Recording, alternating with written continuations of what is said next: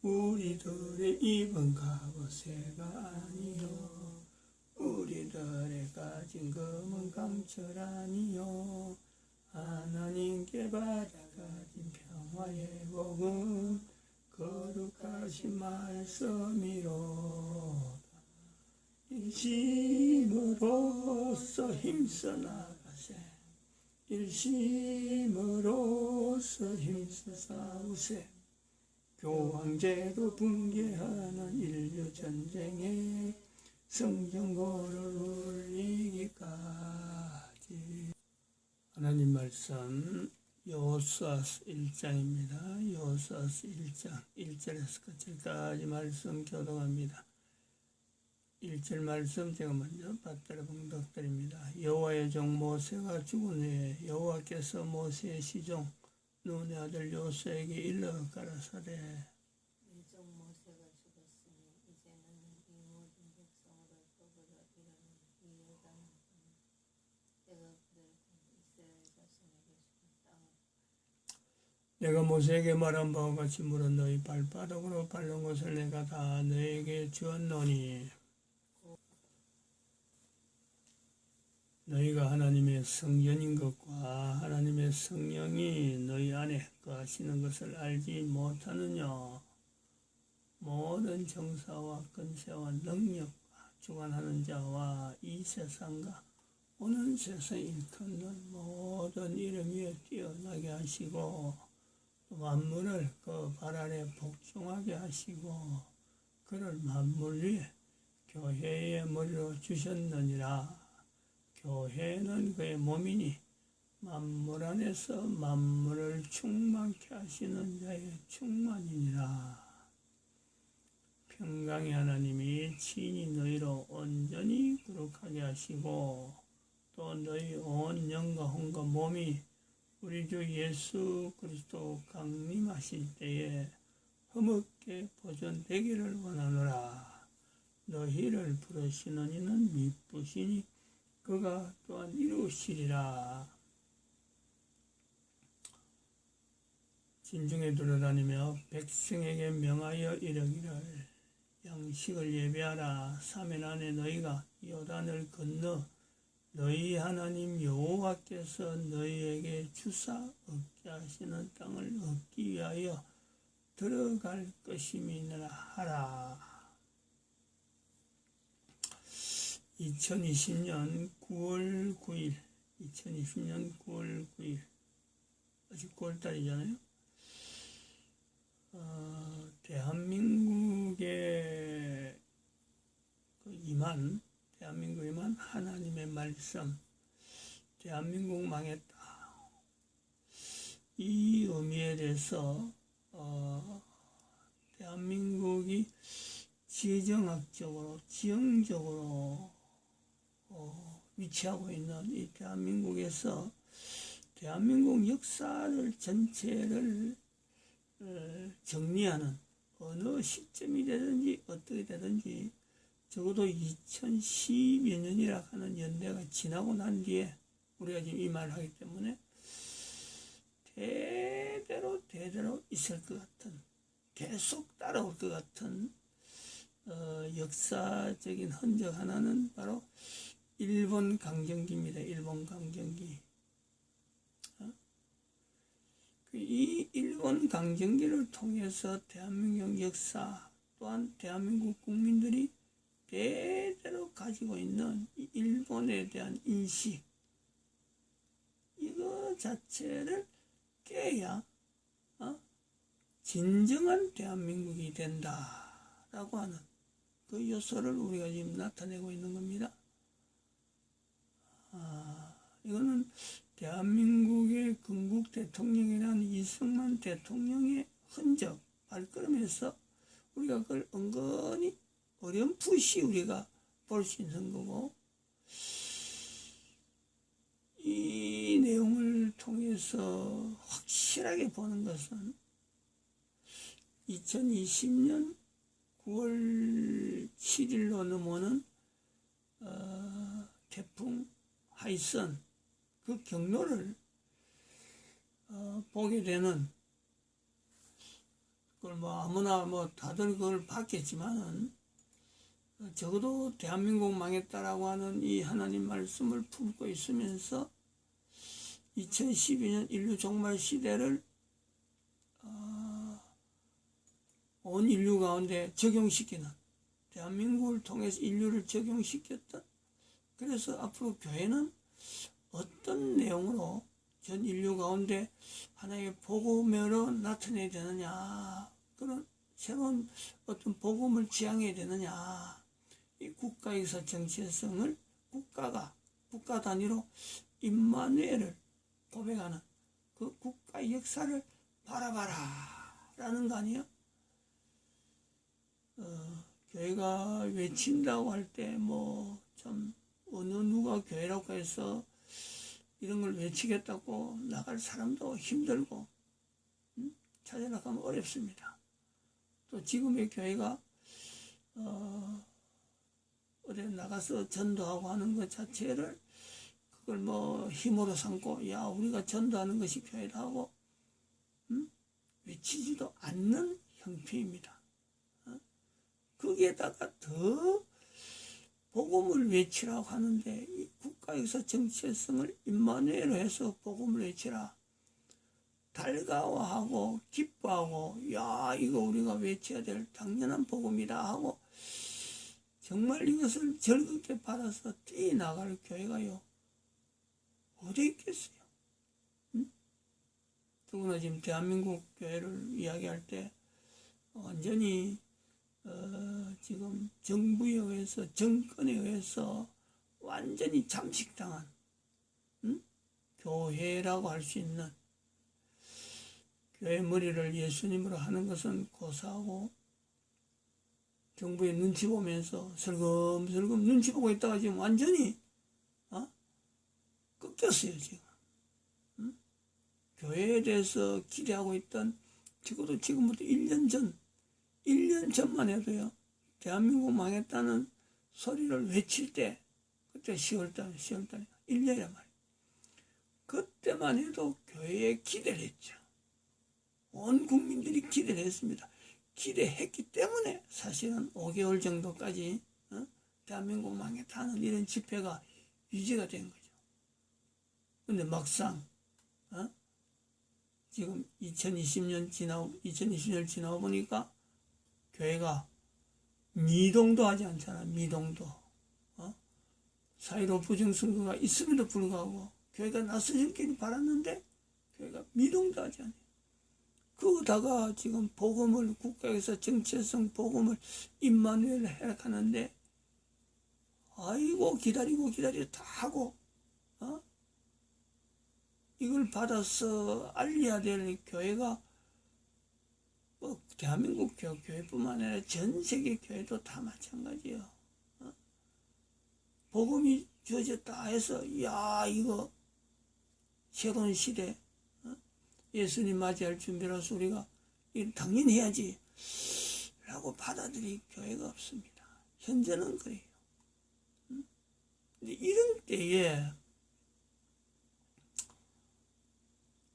대한민국 망했다를 통해서 대한민국의 국가 역사 속에서 앞으로 대대로 짐 같기도 하고 짐이 될 것 같기도 하고 풀지 못하는 어떤 숙제거리와 같은 대한민국 국민으로서 역사를 안다라고 할 때는 분명히 일본에 대해서요, 일본 강점기에 대한 이 해석이 분명히 들어가야 되는데 여기에 대해서 일본을 우리가 품어야 된다 하는 이런 어떤 역사 해석은요 있을 수가 없죠. 나올 수가 없잖아요. 우리 지금 대한민국 망했다를 통해서 대한민국이 새로운 걸음을 걷기 위해서 나름대로 대한민국 망했다가 2020년을 통해서 대한민국을 일으켜야 새로운 대한민국이 된다 하는 이런 어떤 걸음에서 볼 때는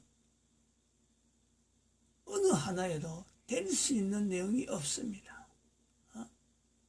오직 하나 있다면은요, 대한민국 망했다는 이 표현은 사람이 만드는 표현이 아니라는 거지. 하나님께서 주신 말씀이고 대한민국에 하나님의 말씀이 임했다는 거 아니에요. 응? 이거 외에는 하나님의 말씀이 임했기 때문에 망하는 쪽으로 하느냐, 안 그러면 대한민국이 다시 사는 쪽으로 가느냐, 여기에요 방향이 있는 거지. 응?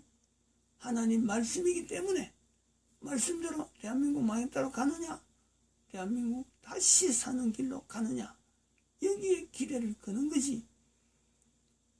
누가 어느 계층에서 대한민국에 국민이 있는 국민, 또한 전 세계 사람들이 협조해서 미국이 도우고 여러 가지 어떤 여건이 변해서 대한민국이 다시 사는 길 나온다.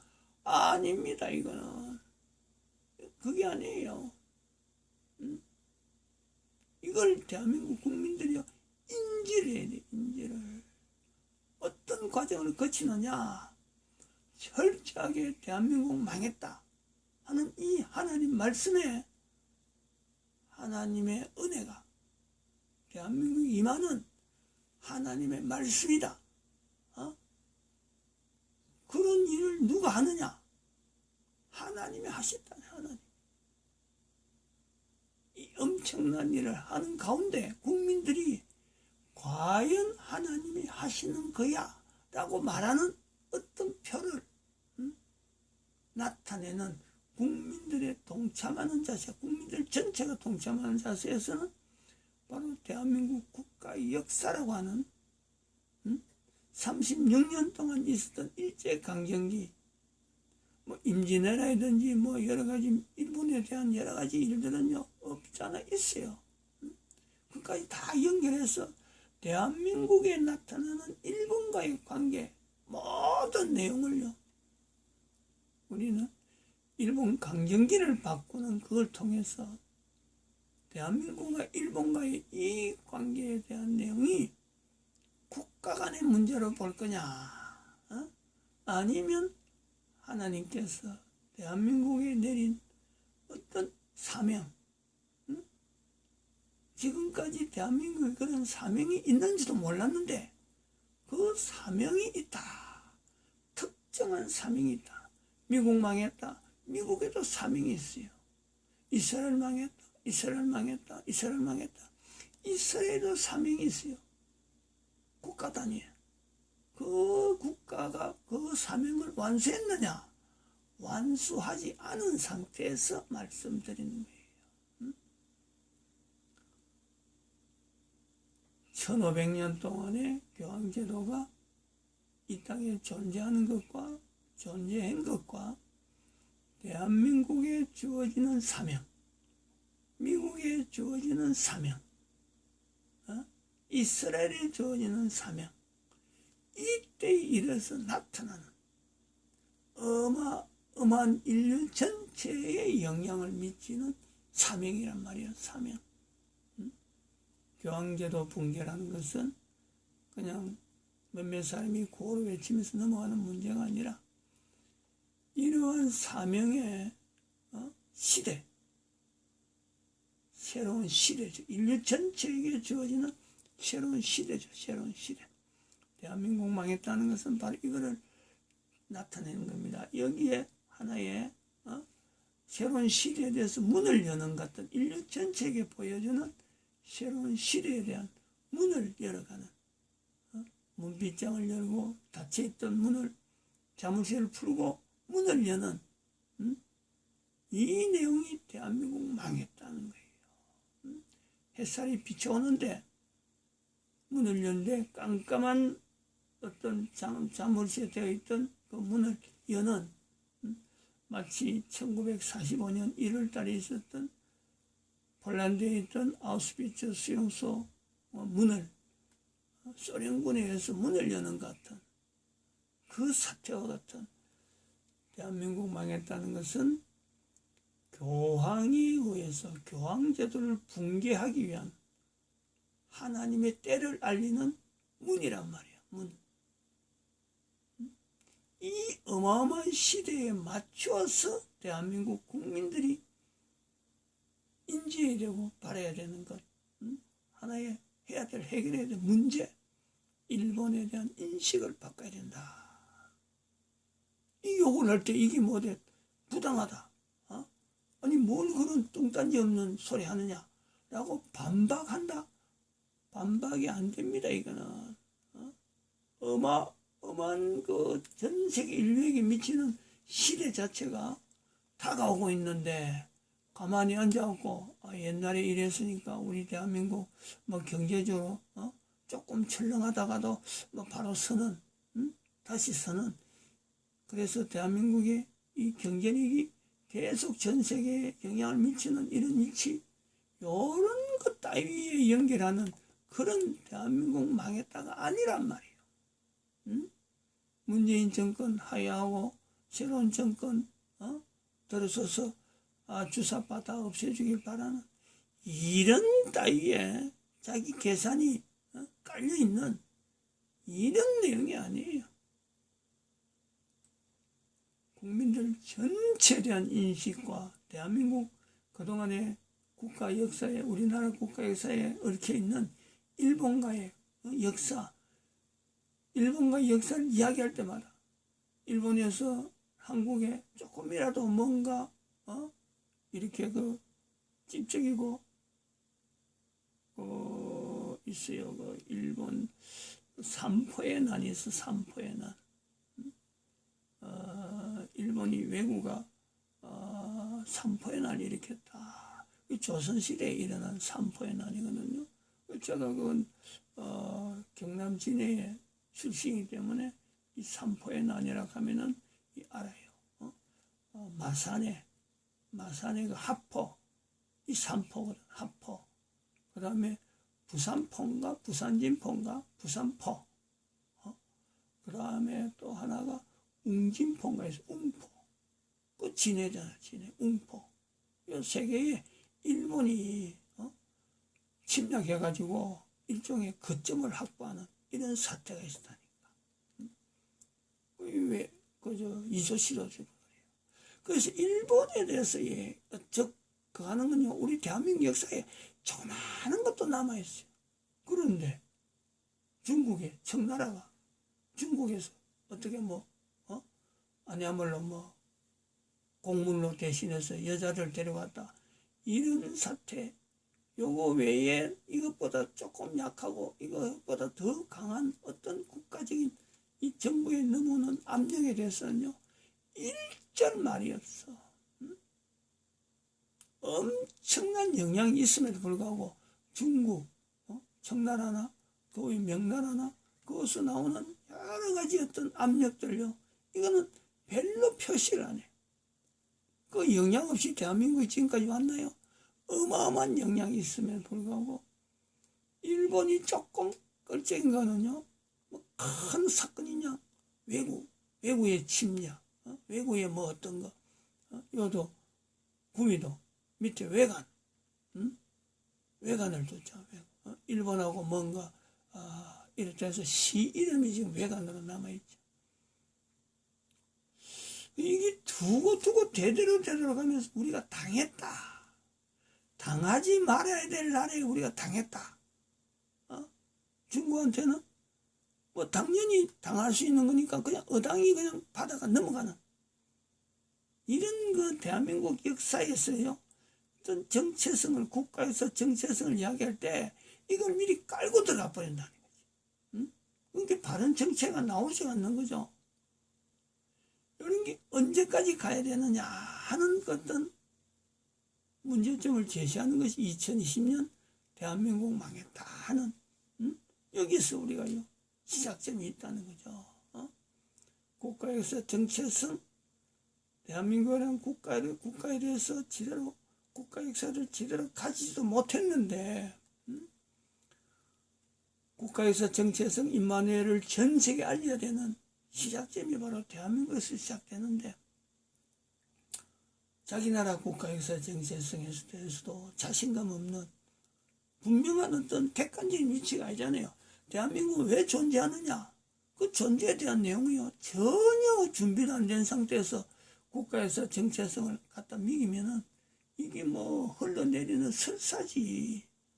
아무것도 준비 안 돼. 아무리 영양가 있고 좋은 거 갖다 주본들 어떻게 감당이 되겠어요? 우리 몸이. 그러니까 지금 이 2020년